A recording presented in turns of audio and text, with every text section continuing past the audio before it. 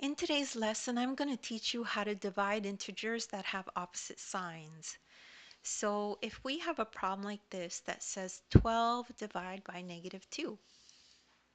So I'm going to go through all the steps, so make sure you stick around for all the tricks I'm going to show you.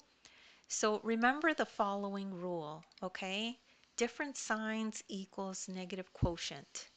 And how does that look? It's going to look like this, okay? So if we have a negative divided by a positive, it will be negative. If we have a positive divided by a negative, it will be negative. So the signs are different here. When they're different, then we get a negative answer, okay? That's what quotient means, negative quotient. So if the signs are the same, we get a positive quotient. So if we have a positive divided by positive, we get positive. If we have negative divided by negative, we get a positive. So in this case, we know our answer will be negative, right? Because we have a positive divided by a negative. That's this situation. So 12 divided by -2 is going to give us a negative answer of 6, -6. Because 2 fits into 12 6 times.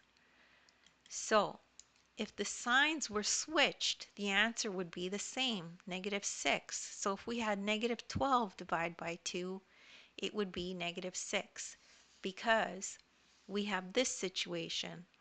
Negative divided by positive equals negative, which is this rule here.